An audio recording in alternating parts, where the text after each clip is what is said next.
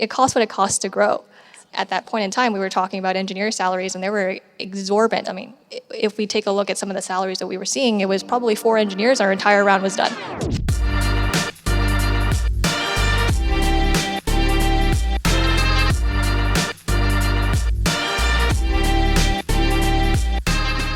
Hello and welcome to another episode of the BetaKit podcast. I am Douglas Saltis, editor-in-chief of BetaKit, and this week we have a special conversation for you.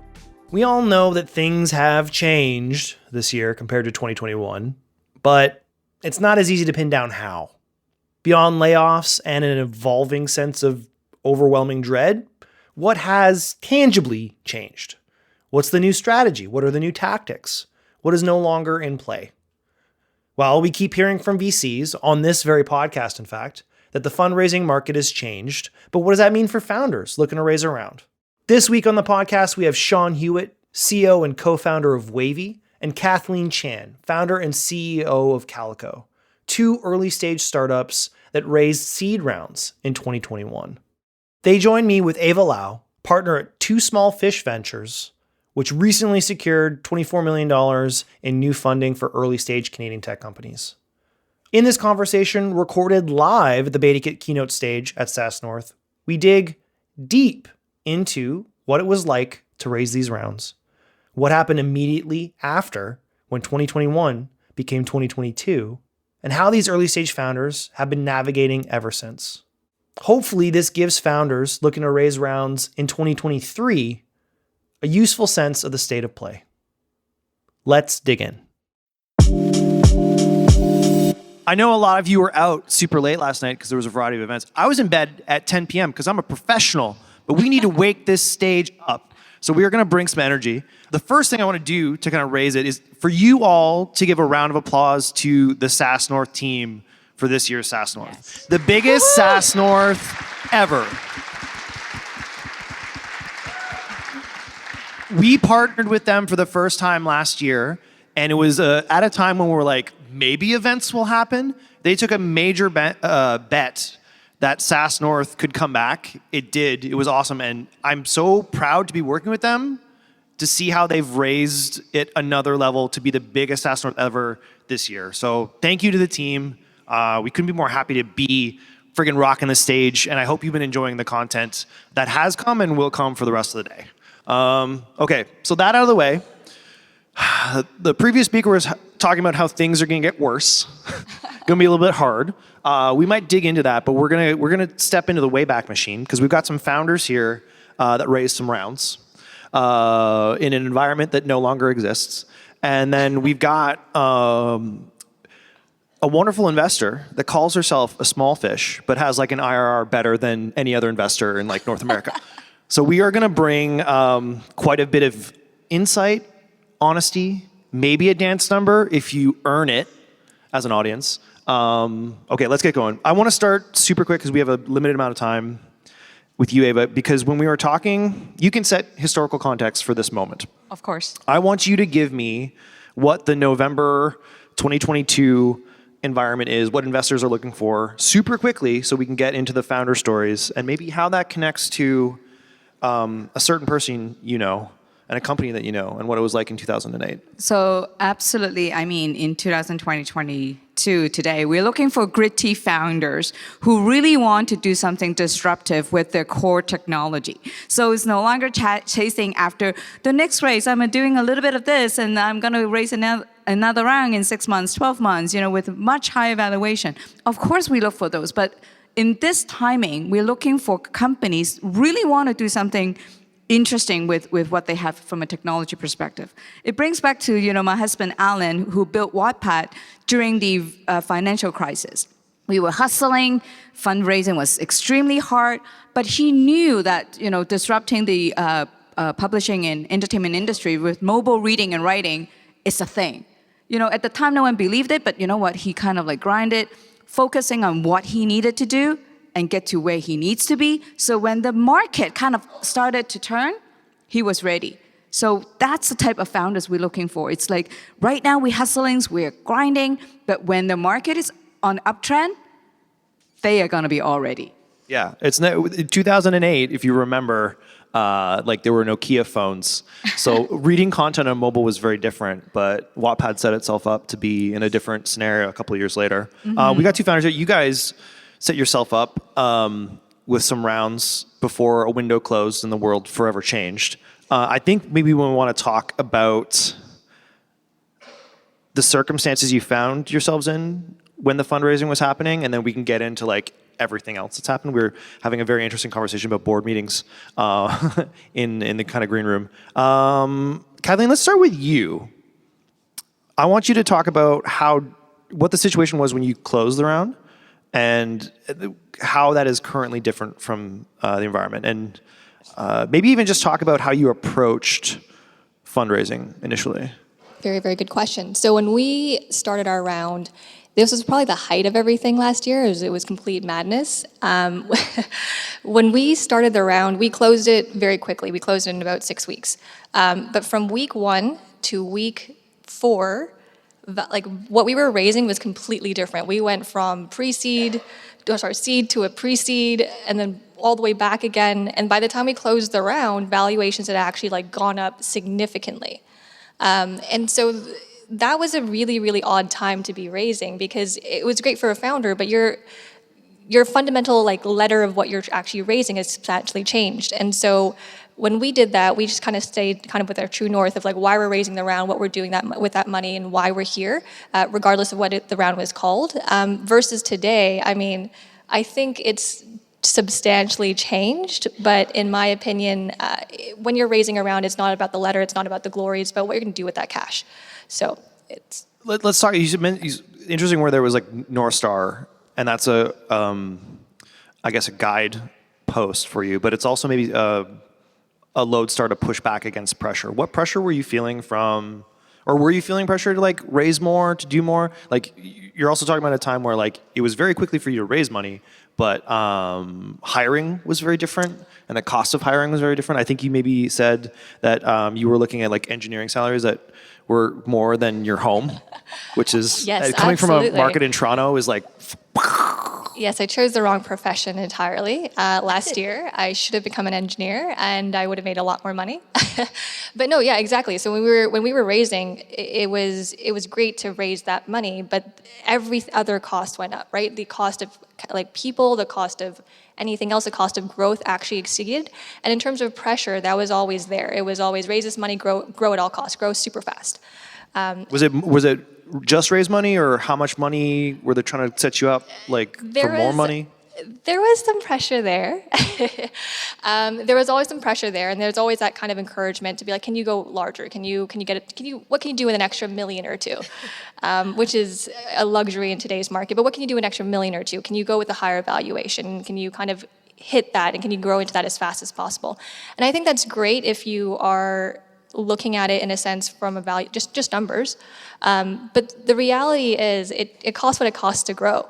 And at that point in time, we were talking about engineer salaries, and they were exorbitant, and they cost way more than what, I mean, if we take a look at some of the salaries that we were seeing, it was probably 4 engineers, our entire round was done. So that was kind of a consideration when we raised, and so it's definitely evolved, it's definitely gone up and back down, but I think as a founder, your job is really just to be prepared and just keep that focus at the end of the very long tunnel. Okay, there's one more thing I want to follow up on, and then we'll get to Shawn, because you were talking about raising money with a plan, like to achieve certain outcomes. But I'm assuming some of that pressure was related to the next fundraise. So was it a pressure to get more money now because you can, or because like, hey, the A round has to be really big too, and it's got to be like noticeably bigger. Can you maybe, if you're willing to share some numbers, because this is the BetaKit Keynote Stage and we keep it real here, of maybe what some of the round expectations were for like what investors, maybe not on this stage, were telling you about what your A needed to look like? Yes, absolutely. And I think this will open up a very large conversation. So last year, from what I remembered when we were raising in that market, an A round could be anywhere between 500 to $1 million in revenues. That's a very arbitrary number. But we'll kind of dive into that a little bit further. Today, that's evolved into post 1 million. But regardless of whatever that revenue number is, the reason behind that is, what does that number signify, right? Is it signifying that you're hitting product market fit? Is it hitting something else? I think in that market, everyone put the easiest thing they could on the table, which was a revenue number to help you kind of hit the targets. But yes, so last year it was, the range to get an A was a little bit loose. This year is a little bit different, but I think at the end of the day, it's really about, have you hit product market fit? How loose? Like, if I were to hold up like 3 fingers, 5 fingers, like what? Like $5 signs? No. Okay. Yeah, 5. No, I mean, it was a pretty interesting time last year to raise an A, because we've seen everyone raise, with pre-revenue even, I think. There were definitely some rounds that I saw at an A pre-rev. And today that definitely would not fly at all. Yeah. But I think at the end of the day, it's like, what does that number signify? Like, what does it mean to get to $1 million in rev? Does it? I know Eva wants to jump all over this, but I want to get Shawn in and kind of share your perspective on this, because you were in a position where you were looking to raise like a pre-seed friends and family thing, and then VCs stepped in. So what was your fundraising journey to close your seed round? Yeah, that's a good question.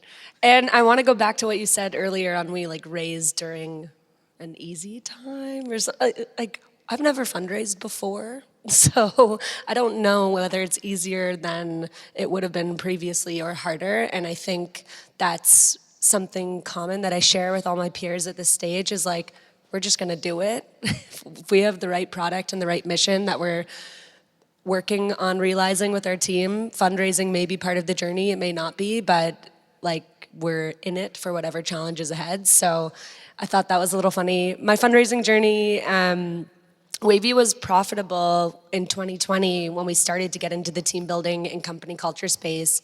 We realized our vision was so much bigger than virtual events. That's just the stepping stone into the employee experience space for us.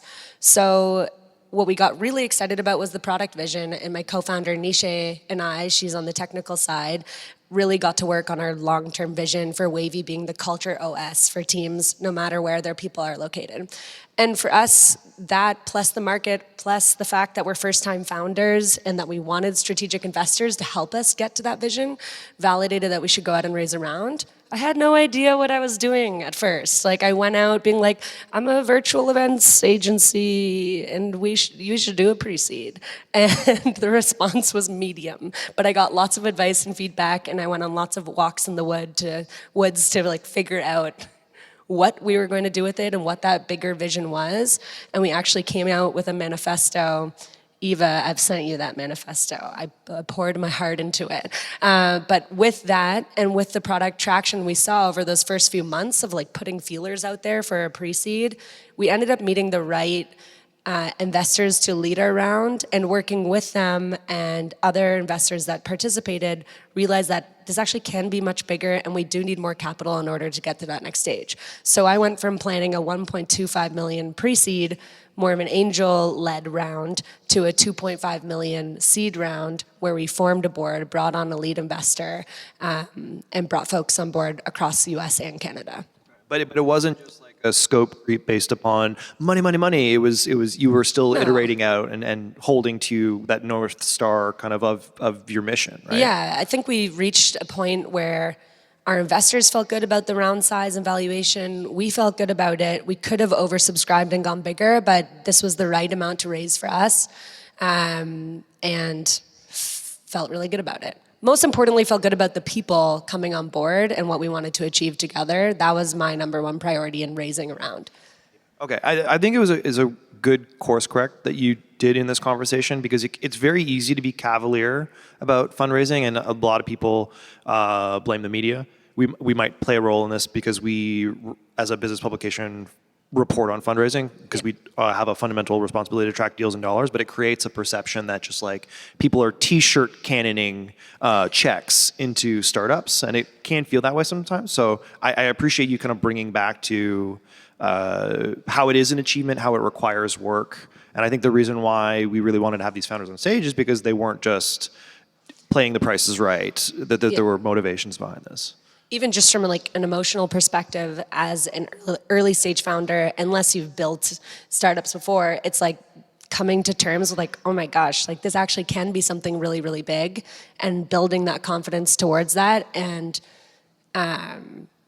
and convincing people of that, and most importantly yourself, is a journey on its own. But yeah, it took a ton of work, and Q3, Q4 is Wavy's busiest time of year. Holiday season, holiday parties, January kickoffs. Like, I'm still very much in the weeds in the business and had to balance doing more volume than we ever had done before while also trying to work on the business to fundraise at the same time. And it was mayhem.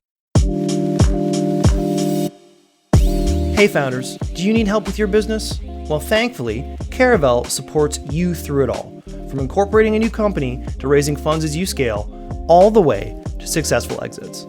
Caravel has been a leader in Canadian legal innovation for years, and their lawyers are trained at the best firms in Canada, meaning they have the experience you're looking for, but with a new and innovative business model and flexible rates that deliver excellent value. To learn more, visit caravellaw.com, that's CARAVEL law.com, or reach out to their client happiness specialist, Felicia, at info@caravellaw.com.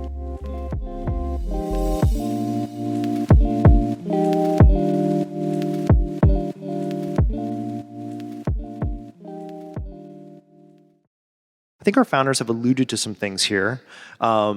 Hearing about people raising A's, like pre-revenue or with like limited revenue is pretty crazy. I want to maybe, because you're a very honest person, you're no BS. Really?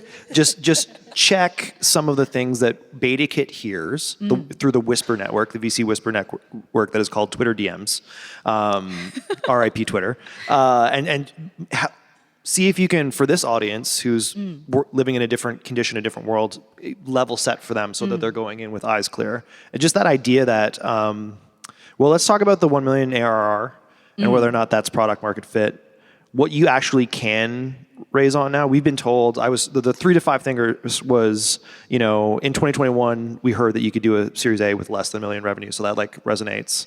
Now it's more like 3 to 5 million. Can you as anonymized, as generously as possible, give some framework for founders who might be going in with just different math equations right now of what you're seeing in the market? I'm more than happy to do that, because if you talk to VC world, I probably is one of the very few people don't actually measure the success of very early stage companies with revenue. Think about the definition of pre-seed, seed, and A. Let's just kind of like bring back to the basics. What exactly you are doing when you are trying to raise a pre-seed? You probably means that I have some technology. I'm getting some some good feedback from potential customer that I have a real business here. So you raise what, maybe $1 million, 1.5, maybe less, maybe slightly more, to build out a team to really build out the product. At that time, I just heard from a previous speaker about freemium.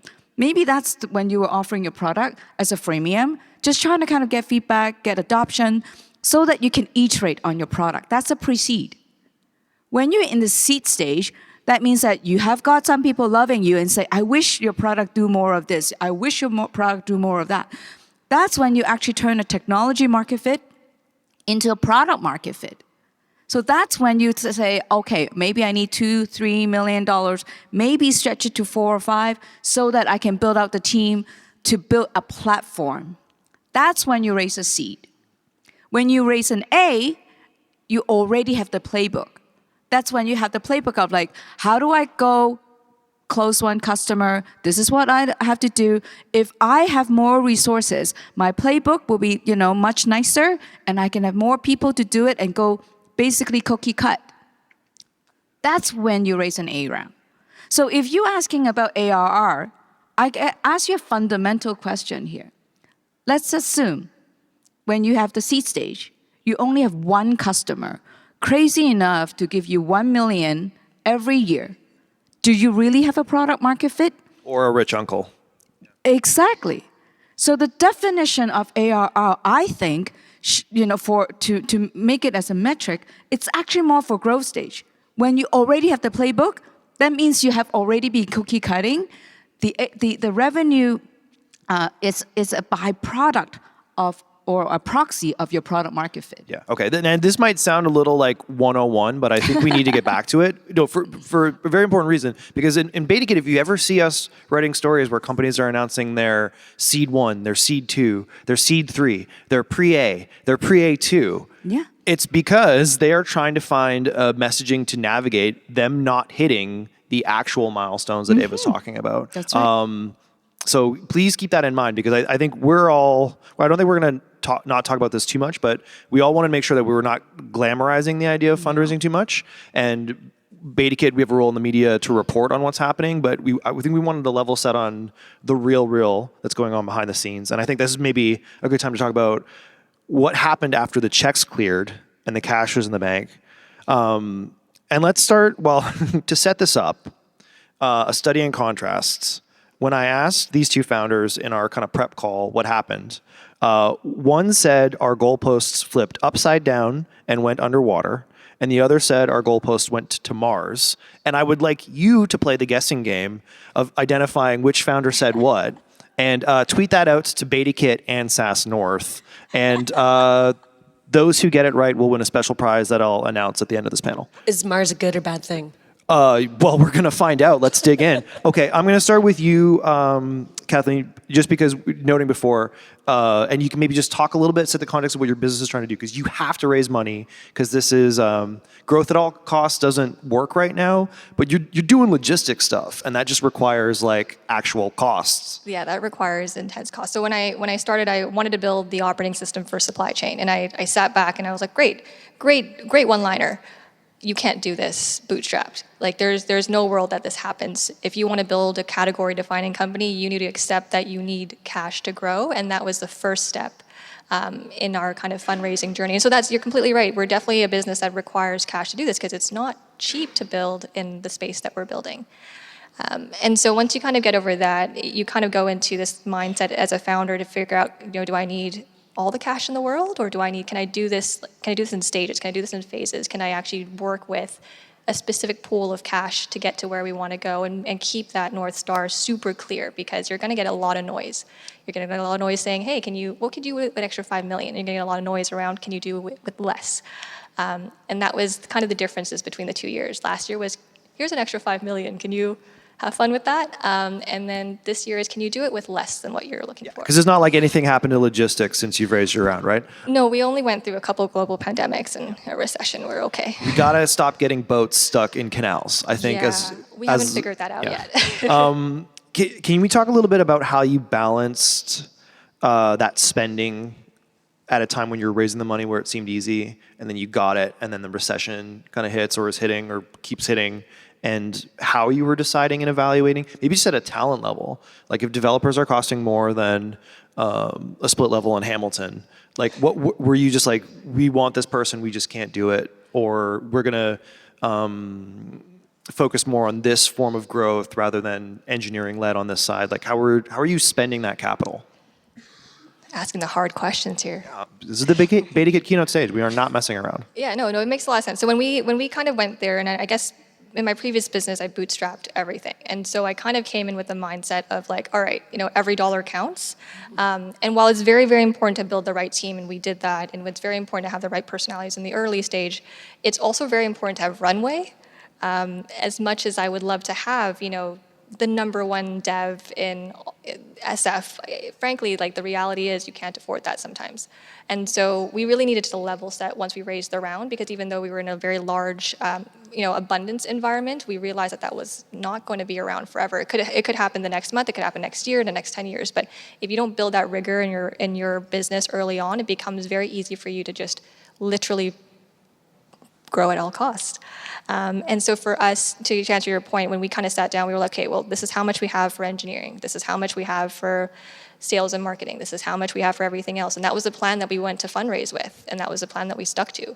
Because frankly, regardless of, pandemic or whatnot, we needed to execute, and that's what we did. So did you find that those milestones you were talking about earlier were still there, or were they radically different, or were they like, it's just going to take X amount of time longer to get there? Yeah, so in the early kind of 21 environment, it was, you could probably hit that super quickly. Just add more, we'll raise more, and that's kind of the cycle that you burn. Eva talked about it just now. It's like raise every 6 months. But the second you kind of hit to 22 when you were in a market that you needed to get to profitably as fast as possible, that doesn't really check. That doesn't really work. And so having that rigor, back to my point early on, is incredibly important because regardless of the environment, you need to have that runway and that cash. So for us, we just kind of cut out all the noise. If it was great, phenomenal. If it was crap outside, we also ignored all that. And just like, this is the plan we're just going to execute. Ignore everything else. But the milestones definitely changed. And then everyone in the audience can guess how. Okay, Shawn, your customers are tech companies. How are tech companies doing from when you raised that funding to now? I mean, it's been a bumpy year for our customers. We help people with team building and culture initiatives, and unfortunately, there's been a lot of layoffs and budget cuts, which led to a lot of unpredictability when it comes to Wavy and how we can best support our customers. And that's led to a lot of experimenting with our business model and who we work with and how we can help them build connection, trust, and a sense of community in their companies. So, do you want to talk a little bit about the freemium stuff? Do you want to connect that? Because we're doing it like right beforehand. Yeah, I mean, interesting thing with us is, and maybe to state before it, I think everyone should have the same understanding that pre-seed projections or the projections and goals you're setting as you're raising a seed round, everyone knows they're fictional. It's about how you're thinking about those goals and projections, how the logic of like how you walk through those spreadsheets, how your team is aligning on goals, and being open to feedback and to being coached on that. Like that's what my investors and I had the same understanding on.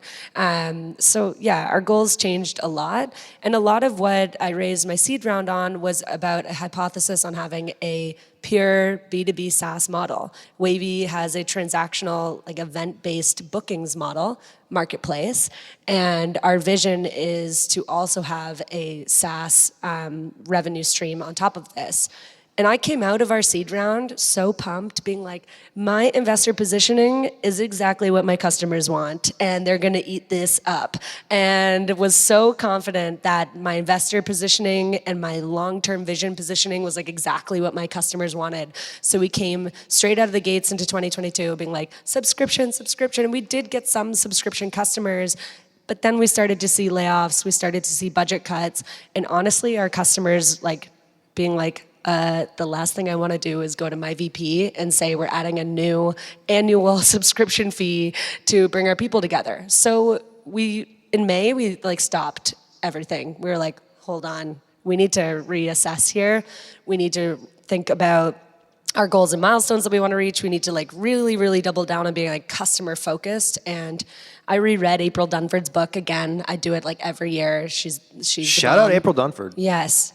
You can follow her on Twitter, read her books.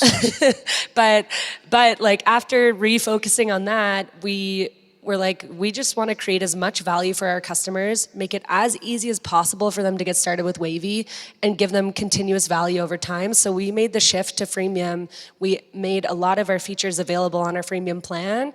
And the funny thing that has happened since then is customer acquisition has never been better. It's easy for people to get started with Wavy. It's free. If you'd like to book hosted events, that's where we get the majority of our revenue from. But our customers are acting like subscription customers.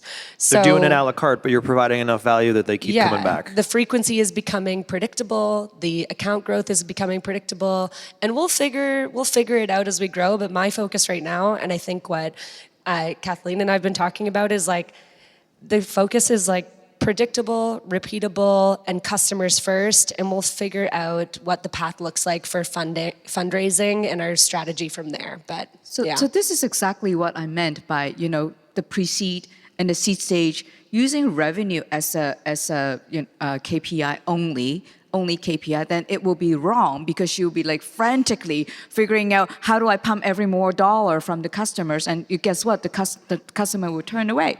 But she listened to her customers and focused on the actual engagement as the indicator of product market fit, and then grow from there, and end up the customer are spending very much like a subscribe customer. And in the end, the revenue comes as a proxy of product market fit. And that is a much better flywheel than the course. rich uncle. And I keep bringing that up, but like it happened. That just spends $1 million to buy the software because they can. Exactly, because it's now like that. It shows us as investor. There are actually many companies wants to use her product. She just have to figure out the platform, the business, the pricing model, and the playbook. Then she will be ready for it. So she's still figuring it out, but then the indicators are there. The metrics, like she didn't focus on the revenue, but focus on engagement. How many times they come back? Can I make it, more sticky? Those are the indicator that tech companies should be looking at when you're early stage. We've got 3 minutes. My God. So I want to talk a little bit about, these founders are telling us about realizations they had as they were moving through it. And I really like the idea of kind of having to battle test and the difference between the pitch that got you the money and then the pitch that's going to get you more money or keep the money. I'm going to ask you, Eva, because I want to leave these founders off the hook for now, and they can either remain silent or nod encouragingly to not have to reveal how these conversations went down. But I want to talk about, we were joking about like what the first board meeting is like post close, but that conversation where it's like, we raised this money, congratulations, pop champagne. And then the first conversation that's like, well, see, what happened was, how would you advise founders who haven't navigated this before, who built a relationship with a VC when everything was hypothetical, it was all pie in the sky, and then reality is hitting, it's being reported every week, and they might have to have a conversation to stop everything. And you don't have to sell anyone out on the stage right now, but as a general advice, how would you want founders to come to you? Like, how early, in what way? Should they be seeing their lead investors or VCs as partners and figuring it out? Because I think the inclination is like, it's only good news, guys. So this is actually a question that the founder should ask themselves before they get married with the VC. Knowing that these people are actually in here with you on long-term basis, right? So especially for early stage founders, if you're just going after the money and saying, yeah, they can write me a $5 million check, I'm going to just go with it, then you basically go blind and not sure what these incentives, these investors are. But when you know these people are actually in it with you and they already, before they put in money, they say, yes, it's okay, we know that you're still finding product market fit, things will not be smooth, then you can go to them in a very openly. But one thing though I want to highlight is people hate surprises. So don't come to me 4 months later on and say, I'm far, far, far behind. It's like, when you have your the money in the bank, I would highly encourage for the early stage founders, I keep saying early stage, have a monthly call with your board or with your investors. And sometimes, if you need to, for some urgent issues, let's say you got stuck with a customer or you got stuck with a staff, if need to, get to your investor or your key advisors on a weekly basis. As we've seen with FTX, this isn't just an early stage thing. Conversations need to happen at some point. Okay, can we get nods of encouragement for both of our founders that was the accurate information, and then they? Yeah, very accurate. Yeah. Anything you want to add in the budget 30 seconds we have before we get to the top Your investors and your board are on your team, and ideally you want to be working with folks that you need on your team to get to that next stage. That was my mindset going into it. So yeah, I can text or call my investors or board members, and I often do for questions or things I want help with. And I think if you're going to do that, that's the mindset you have to have approaching it. Yeah, I'm an open book. We like the second the money hit the bank, it was like, all right, every 2 weeks, let's chat. Like, here's an update. Because why bring the investor on board if you're not going to take their advice? Or what's the point of that? It's not just a cash writing machine. It's literally you're there because you wanted that smart money around the table. So take the advice, be open, and it's not always, sunshines and rainbows. Yeah. It sounds simple, but it's also not easy. So I really appreciate these founders being really honest about their journey. So it's a little bit easier for others to kind of do it. Thank you so much. Well, let's give a round of applause to Douglas for great Thanks, moderation. Douglas. Thank you.